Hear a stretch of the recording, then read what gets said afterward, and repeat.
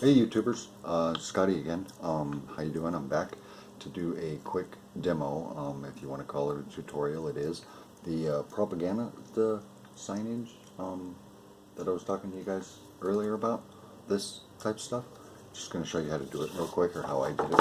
Here's my thickness, my choice of cardstock. It's relatively thick cardstock. I'm not sure what it is. It was 99 cents. It was cheap.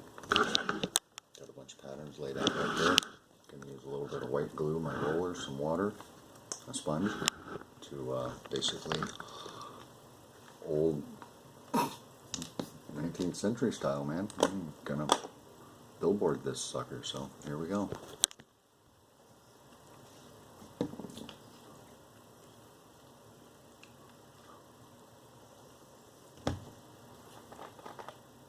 Highly diluted glue was the key to this, as I recall last time, so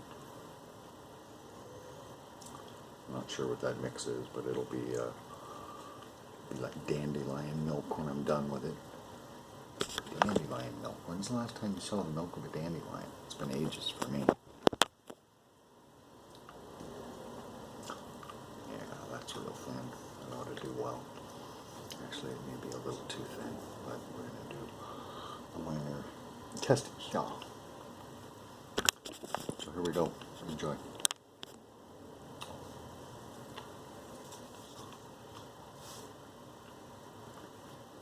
But this is literally all it is. Just, just wallpaper pasted up from the back side.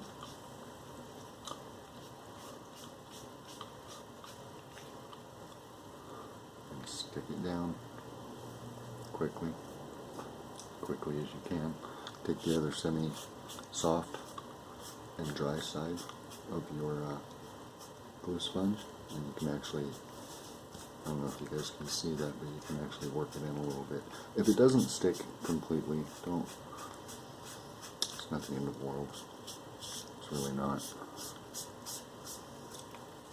You guys see how that's kind of bleeding through a little bit right there? I hope you can kind of catch that portion of it right there. I'm sure you can burnish this thing out, and quite honestly, probably start pre-weathering it just like it is, just right here, just like we're doing. So again, glop, glop, glop, smear, smear, smear. Here goes the roof off one.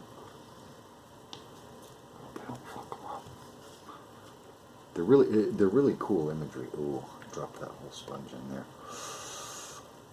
Always good to have a spare sponge on the backup. Way up there, where's that bend on the camera?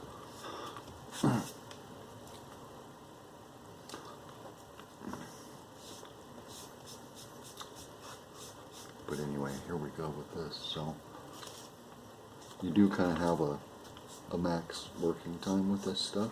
So, you know, as long as you're getting it down. Ooh, there's one that curled up like an almost real world poster. Might even have managed to get a crease in that one. Cool. It really doesn't matter. This stuff is going to dry great. It dries completely matte. You can already see it buckling just a little bit. Once I get them all down, I'll set it under something heavy and give it a good chance to flatten itself out, which it does actually quite wonderfully. So anyway, I'll post this video after I've already posted my first channel update. Do me a favor, guys. If you enjoyed the video, if you didn't enjoy the video, please leave a comment. Let me know what's going on. Let me know what I can do better. I know I need to address backdrops for all that crap that's back there behind my bench, and I'm going to, even if it just ends up being a bed sheet. I can look like a wannabe Halloween ghost, I guess. Play it like that. But if there's anything that you'd like to see, any questions that you'd like to ask, anything that you'd like me to go in depth on, I am not an expert. I have learned from guys much more talented than myself. I do this strictly as an artistic outlet and for my own self-edification.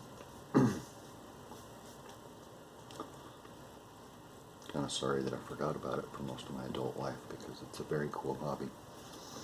Although I have to tell you, the one thing that, and probably the one thing that I was really, really apprehensive when I restarted was, I knew way back in the day, you know, I mean in the late 70s and early 80s when I was doing this last time, that the information train way back then didn't exist the way that it does right now. I mean, you literally had to go to IPMS meetings and local hobby shops because the old neighborhoods here in the U.S. used to be crowded with them. Military bases used to be crowded with them. They're not anymore.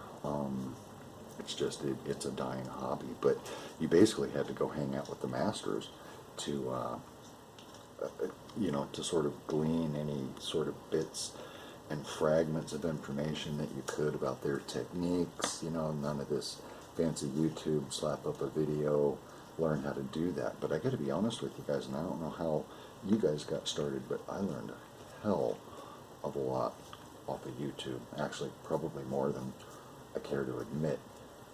Because most people, even the guys who do videos, a lot of them, some of them, and I'm not saying this about everybody, even myself included, because I'm one of us now. But anyway, people typically don't interact with their videos. You know, they throw their videos up and they just kind of throw the disclaimer out there. Hey man, people can like it, they can lump it, I don't really care, go home. I'd kind of like to make it, I come from a mentoring environment on the fire department side. I was a truck captain for a number of years. Really enjoyed the snot out of that. And I worked for a department that was a private contract for the U.S. federal government doing their fire protection and facilities maintenance stuff. That was a really, really, really interesting experience because you really get to know who people are. And you really get an opportunity to honestly say to somebody, hey man, you trust me enough to trust me with your life? Because even though that situation only presented itself a couple of times in my career, it could have reared its head a lot more than it did, but it didn't. So anyway, I lucked out in that regard. But as you guys see, basically that's where I'm at. So let me just mop this crap up really quickly. And then I'll show you the old baker's dozen trick. This is just a sculpting roller. I just don't want this shit to sit on the bench for too long. It really doesn't take much, like I said, to do this. You can see where some of these are going to come up, some are not. But that big old diorama that's sitting over there, way over there, yeah, I'm just going to slip them underneath that and let the weight of that. I just want to give them a few minutes to dry and adhere, and then I'm going to put a protective paper down on top of these as well, so they don't stick and really screw up the tops.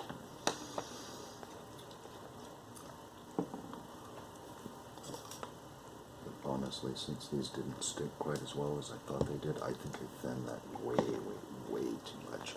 I know that I did. So I'm just going to add a little bit more glue back there, and I'm just going to touch up these corners, hopefully give them a chance to set. Press them down again, see if I can get them to sit, and then I'm going to go stick them under that weight. But anyway, that's it, and that's pretty much all I wanted to share with you guys on this particular video. I know I said we were going to talk about some of those kits in the back, and we will. That 70.5 Camaro, not my favorite kit, not my favorite year, but it was cheap. And a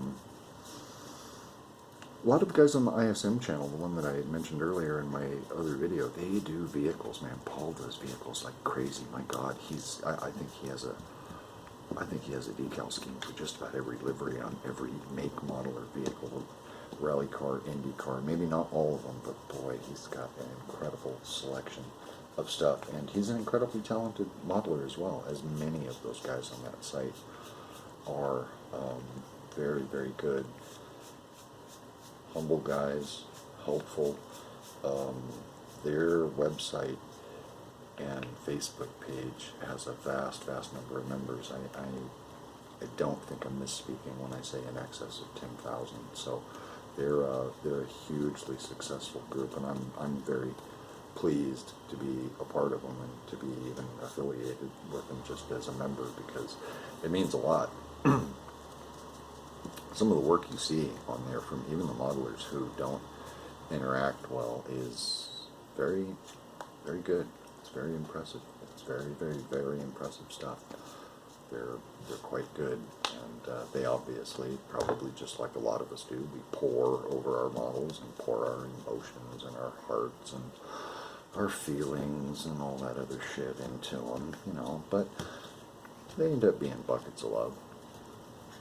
I did make myself a promise this go round on modeling. I've said it before and I'll say it again, but I promised myself I would do things that I was either uncomfortable with or had never done before, and I am branching out in all of those directions. I know it seems like a lot of my builds are standard, and many of them are, but there's a B25 sitting here in the corner. Eek. You can't see it, it's over there past my soldering iron, but that thing's a pig.